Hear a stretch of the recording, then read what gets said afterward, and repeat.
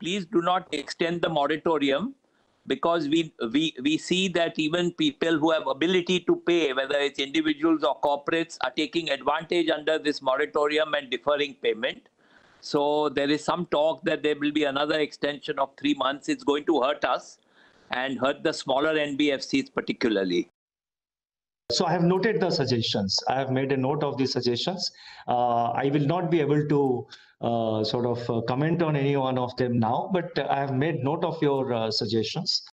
That was a fascinating exchange between the veteran of the Indian financial sector, Deepak Parekh, and the Reserve Bank Governor, Shaktikanta Das, at an industry event recently.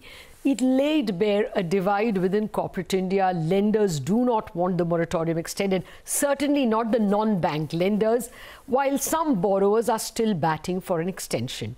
Amidst all this, the finance minister has hinted that a one-time loan restructuring is in the making, and Mr. Deepak Parekh had also asked for it.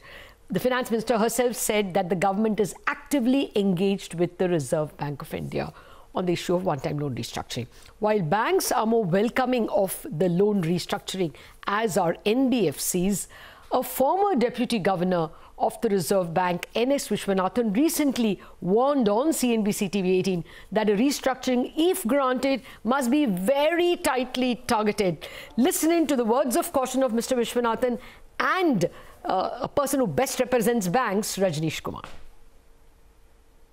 If restructuring is to be done, it has to be a very, very tightly regulated one.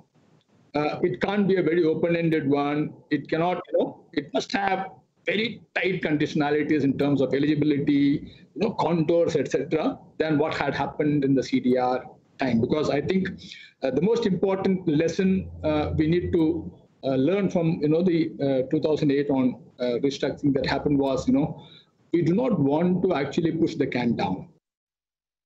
We have recommended from IBA that there is a case for reschedulement of term loans for a specific sector. It will be something where you don't repeat the mistakes of the past. With great difficulty, the banking system has cleaned up all its acts of the past. So that is reasonable to expect that anything which comes, it will come with, if at all it comes, it will come with checks and balances. And there is no point also that we postpone the risk for future. It has to be case to case. And the realignment, or what we call reschedulement of term loan installments, to be aligned to the estimated cash flows. It will be on account of COVID-19 impact. Okay, that's some very strict conditions that the country's biggest banker is stating when he is asking for a reschedulement. So the questions that we are asking today: should the Reserve Bank grant a one-time restructuring at all? If yes, what should be the conditions and what should be the eligibility criteria?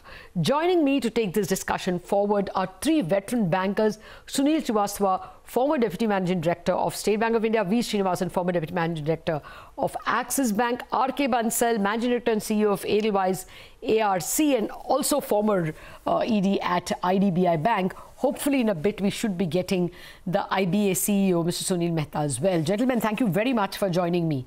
Well, first, Mr. Bansal, is there a case for a moratorium at all, or shall we just stop that argument? It depends. It's a sector specific. If we look at it, yes, there is a case for moratorium, but I don't think there is a case for general moratorium today. Okay. Well, in that case, let me straight away start with restructuring. What's your sense? Should a restructuring be? Is there enough justification for one-time restructuring to be granted? I think so. Basically, moratorium is also nothing more than a restructuring. So frankly speaking, when you give a 6 months time, which has already been given, you have to finally put these installment or interest payment somewhere else. And for RBI definition, it becomes a restructure in that sense. Okay. So I feel keeping in view the 6 month or even 9 months delay and delay in recovery by the industry, there is a case for restructuring, one-time restructuring. more in a few sectors, but in general also, but with some conditions, with some, I think, safeguards, which we have to keep for restructuring. Okay.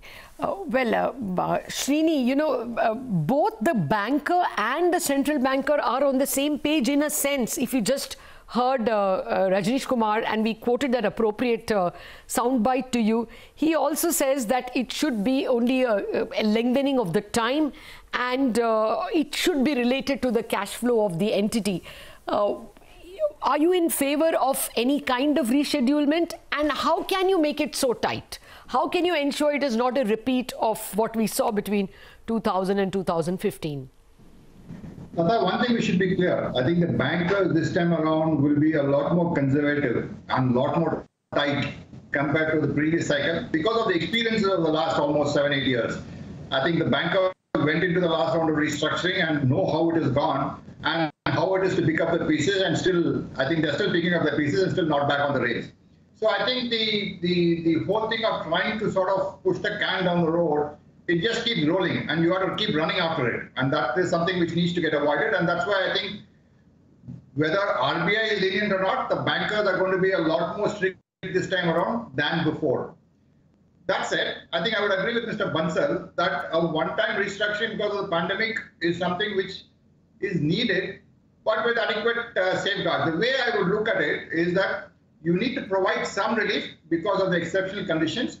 And two, you should not be providing any relief to zombie companies or companies which are hardly up, considering that the lockdown is broadly lifted and people are up anywhere between 50 to 90% of the pre-COVID levels. Okay. The way to look at it is to try and bucket industries into two buckets, severely impacted and moderately impacted, and try and provide relief saying that, okay, if you are operating at 70% of your pre-COVID levels, the repayment obligations up to 70% or whatever it is, 50% would be sort of payable on the due dates, and the remaining you term it out for a period of time which is anywhere between 3 and 5 years, by which time hopefully things will be normal. So you need to do a slight nuancing of the whole thing in terms of bucket sectors and try and provide relief based on what you believe is going to be the business level. Don't try and, meaning that could be the maximum provided. No. Bankers provide less. But the whole thing should be that. But 1 minute. You know, Srini, if you say that if you are operating at 70%, then you are forced, you shall pay 70% of the loans, and you get to extend maybe 30% of your loans. If you're trying to do something like that, you have to pay 50% but extend 50%. The point is all industries are not affected similarly, and all units within an industry also may not be affected similarly. Those in containment zones are differently affected, those in outside zones are. So it becomes very case specific, isn't it? Now, RBI provides a maximum, and within that the banker is free to sort of fine tune it in terms of whether 30 is required, 40 is required, or 60 is required. So you. I'm just trying to give you a framework in bucketing sectors and trying to provide a maximum amount of relief which can be provided to a particular sector. Lata, one other thing I want to flag, the previous round of restructuring, the biggest problem was that any round of restructuring you do adds to the debt. Yes. What happened is last time around the equity never sort of came at the right time. Yes. So here also, I think we need to have an eye on the equity position also, because as the debt increases, either through restructuring or whatever means, corresponding amount of equity needs to come in, otherwise this company is going to struggle even more. Exactly, but you know, the debt check is already written and the equity is more a promise. I'll just come to you in a minute. I'll come to you in a minute. Sunil Srivastava, first of all, I wanted to ask you, what should be the primary eligibility criterion, assuming, of course, that the Reserve Bank is going to give something on August 6th? Should it be only available for those who are not in default as of Feb 28? Is that a good starting point? So I've been listening to the other panelists as well, and the fact of the matter is any viability has to be established before you restructure. Now, these are exceptional circumstances, and the mistakes that we made in the past was that we assumed a future. Now, given the fact that we've had a slowdown last year as well, and we have, lockdown, etc. for March 1st is the cutoff date for RBI. I think March 1st is a very relevant date to look at not only standard accounts, but which were also SMA 0, 1 and 2, which were delinquent, but which had gone through the last phase of slowdown and survived.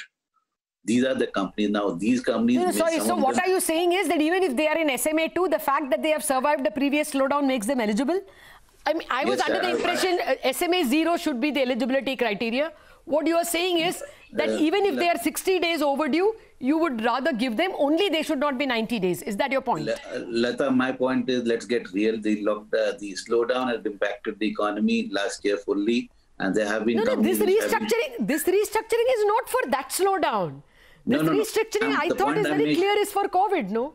So the point I'm making is, if we have an account as of 1st of March as a standard asset, and a standard asset is SMA 0, 1 and 2 as well. It is not just standard. So as per RBI definition, it's delinquent up to 89 days. Yes. So these delinquencies, if they have survived on that day, number one. Number two, the size of the company or the size of the unit makes a difference. 3, the sector makes a difference. And 4, the transactions make a difference. So now, instead of looking at the future, I think we should be starting to look at the past as to how they performed in the past. If they have been able to have surpluses to service and amortize, they should be restructured to the extent of the installments which are being deferred over a period of 3 to 5 years. Okay, you're a little more generous than I think the other two. But gentlemen, let me take a quick break. And then let me see if we can look at commonalities between all of you in terms of what should be the starting point as to who is eligible and what should the conditions of restructuring be. We are back in a jiffy.